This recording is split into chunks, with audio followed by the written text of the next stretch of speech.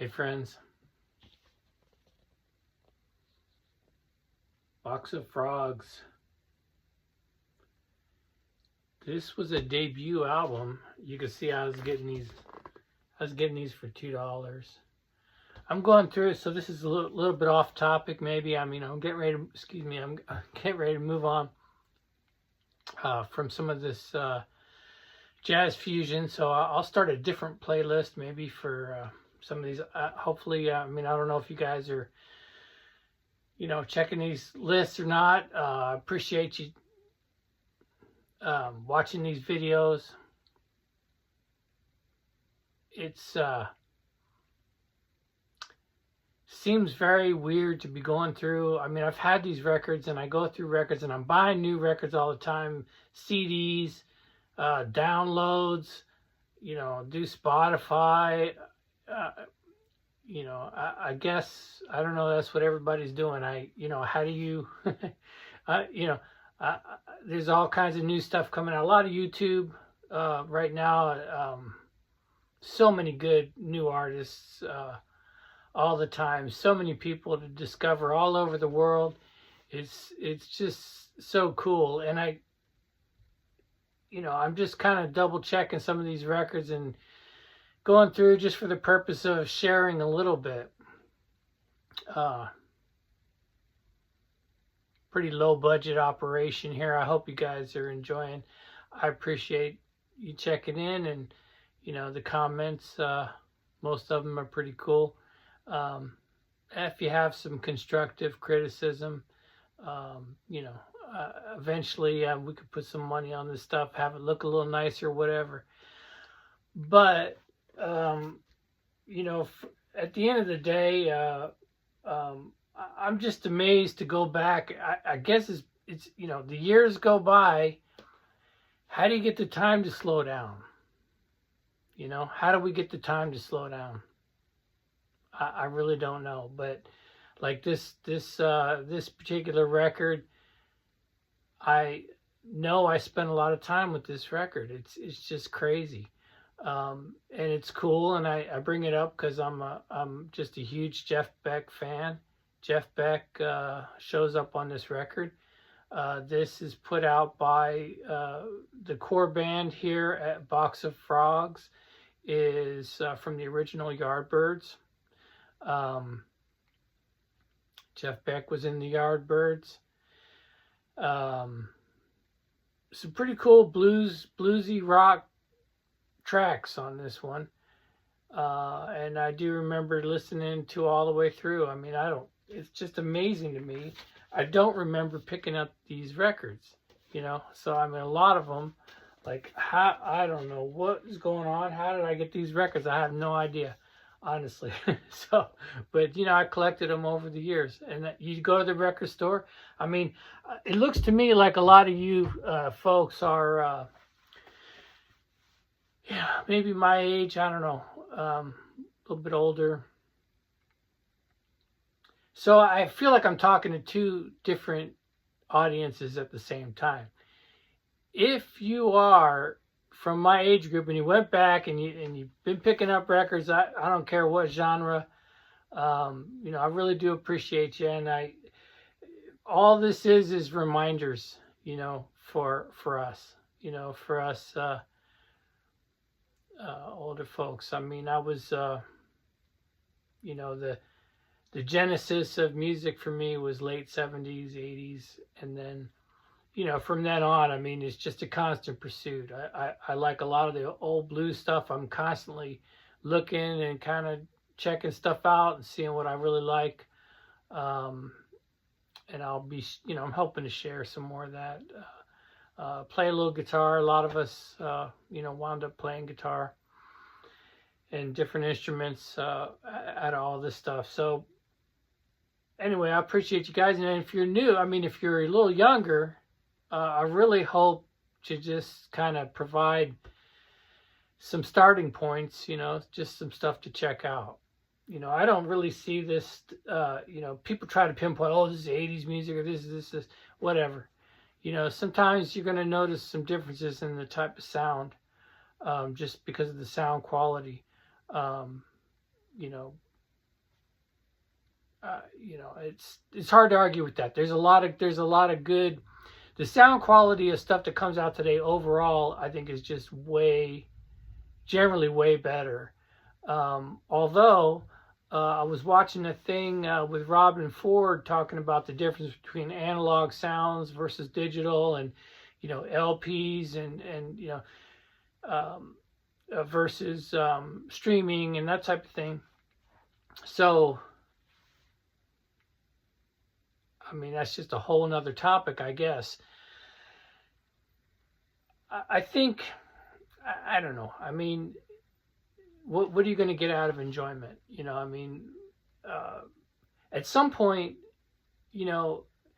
what is it we're talking about? Are we talking about the actual music, or are we talking about, the sound quality, or we just, why are we listening today? I mean, if you're listening for whatever reason, if you're just driving, you can listen for different reasons. If you're going to sit down in front of a stereo and put on a CD or an LP, you're going to listen maybe for different reasons. So the reason is, I mean, can you actually sit down there, turn off your phone, and listen to music, for one side of an LP, 30 minutes, and just sit there and absorb it?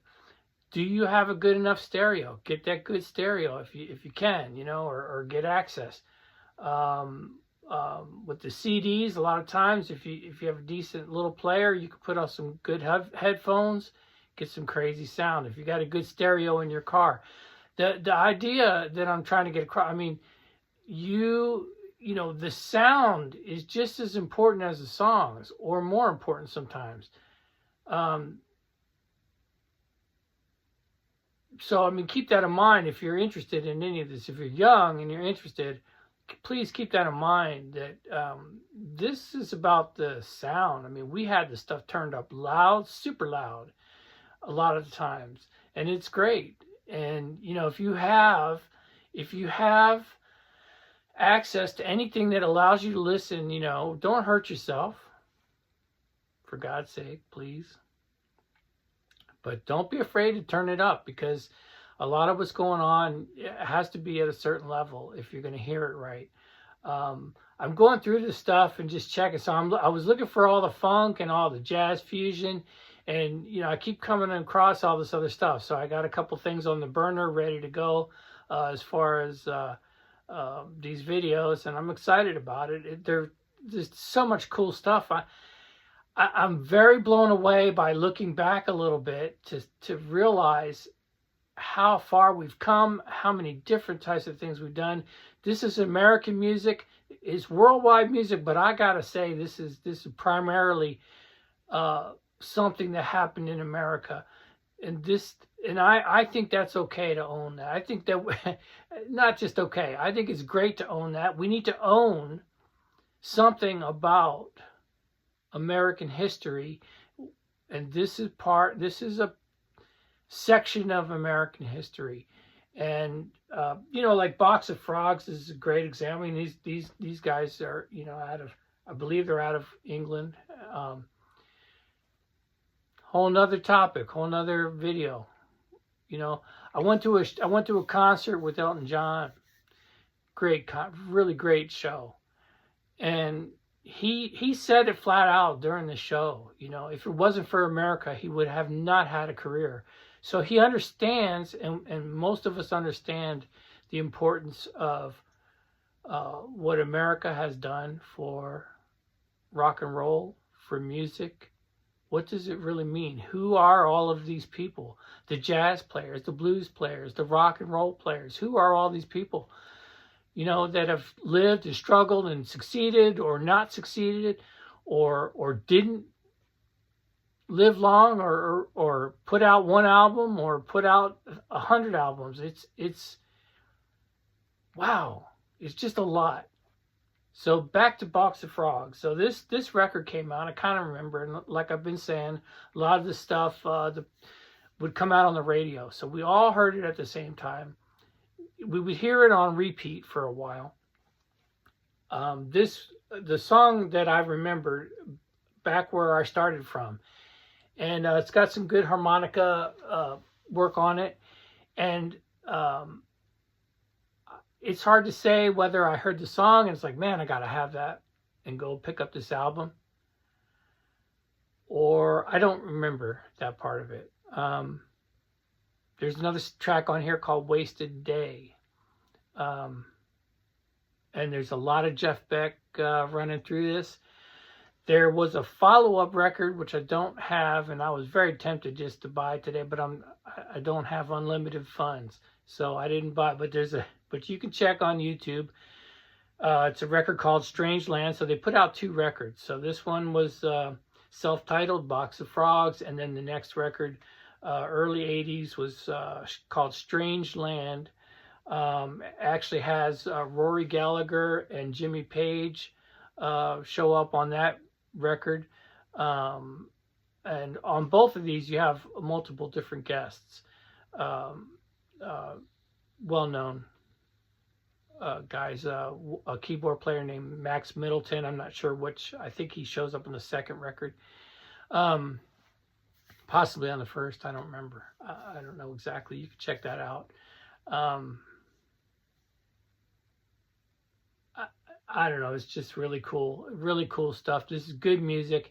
My thought when just going back through it today, my thought about it was, some of these could have been rock classics had they been released maybe 10 years earlier. But they're solid tracks, well written. It's a certain genre. You may or may not like the genre. I do. I like it. And it's fun to go back and listen to them. So I'm trying to get back into that habit where I'm sitting with these records, and it's almost, back in the day we weren't worried about. We just did it. I don't know why. I guess we're just used to this fast pace. What do we do to slow things down, to take a minute and really absorb some of these? And this is what I'm just kind of where I'm headed. I'm trying to do. Maybe you want to try it. Sit down with an album front to back, listen to the whole thing. Some of them are easier to do than others, but just based on the compositions, it's crazy. There's a crazy amount of work that's gone into. Wow, I mean, from the 1950s, basically. So we're talking about what, 80 years? 80 years of music, 60, 70, 80. Talk about 100 years of music. If you go back to Bessie Smith and some of the original blues singers and jazz players, it's so cool. Check these records out. And I was going to mention, with Strangeland, I was really tempted. I'm a sucker for people coming together, odd things, odd people playing with each other, people coming back like this, Jeff Beck coming back with these guys, the Yardbirds, for a record, or for a couple of tracks. I'm a sucker for this. I love it. And on Strangeland, there's a couple of tracks that aren't included on, bonus tracks, that type of thing. I mean, I know they already have my number. I'm a sucker for that kind of thing. I love all that, all of the outlying stuff. So there's plenty to dig into if you're interested here. Fun stuff. Thanks again for checking in. I hope this is worth something for you, and I appreciate you. Thank you.